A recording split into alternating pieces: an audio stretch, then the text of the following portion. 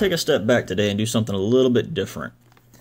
This is the LM0041, or 7-channel Lemon RX receiver. It is a 7-channel receiver with telemetry, diversity antennas, and it runs PWM and PPM in both Spectrum format and Futaba format. It is backwards compatible, and it can run DSM2 as well. So we got the receiver, line plug, sticky mount. This is a temperature sensor for the diversity, and this is the this one's the RSSI, and this one's temperature and current sensor, or not current, battery voltage. So if you're going to use this, you got to clip off the wires. This is going for around $30. I've seen it for a little bit less on some other sites, but Lemon RX has it for $33.80. And built into just the receiver here, we have the receiver voltage, pretty typical on telemetry, so usually it's only 5 volts because that's what you power it with.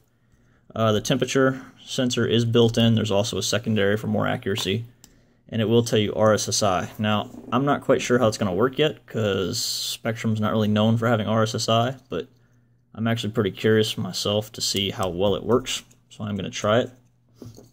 And then, as I said, temperature sensor with battery pack voltage sensor and RSSI cable. It is 4.5 to 7.2 volts, so it's higher than most normal Lemon RX receivers. Normally they go down to about 3, so you can't run this on 1S. I don't really know why you would, but you can't. It's about 10 grams, a little bit less, not too crazy. And it only runs at 22 milliseconds. You can't run this down to 11. It always defaults back to 22 milliseconds. Let's see, 44, 24, and just under 15. And like I said, this is something different. I'm going to put this in my big AP rig and hopefully run you guys through some of the features and settings and see what it offers. I'm actually looking forward to playing with the telemetry, really.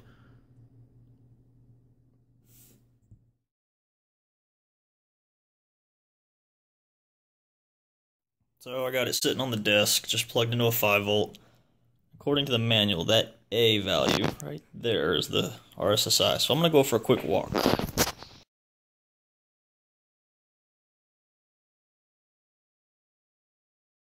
So now I'm like across the apartment. 90, 90. Focus. Come on, camera, there's one thing in the damn screen. There we go. So now I've got my entire apartment between me and it. So I guess the RSSI kind of works.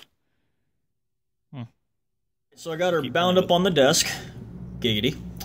And I'm going to set the failsafe. So on my remote, I'm going to put it how I want it, which this is going in my AP rig. So failsafe mode selected, attitude lock, and a little bit less than half throttle, so it will slowly descend if all else fails. Then there's a little bitty hole right here that has a button in it. That is the mode slash, I forget what the other one, failsafe selection.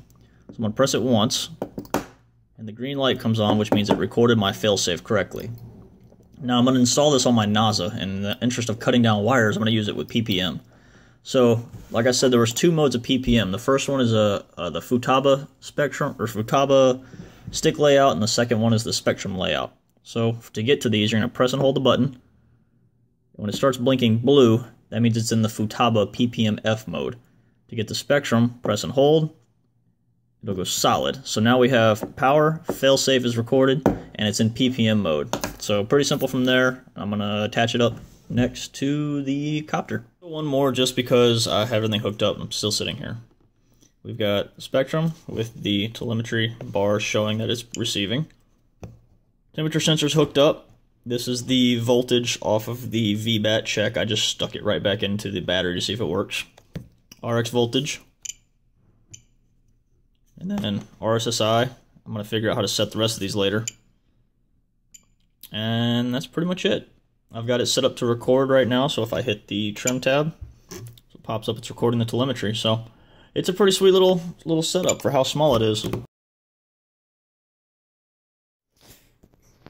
going to go to the shaky-ass cell phone camera right now. I've got my hexacopter all apart. You can see the Lemon RX flashing in there. Doing a little preliminary testing with the NASA software and checking to make sure everything works. I did have to go back into the remote and the receiver and rebind it using the Futaba stick layout. So I don't know if that's a NASA thing or what, but obviously I'm not using Futaba. But whatever, now the layout's correct. So throttle, rudder, aileron, etc. And then it's just been a matter of checking switches and getting it working. This is my big ass hex. I use this for my AP rig. It has seen a lot of work.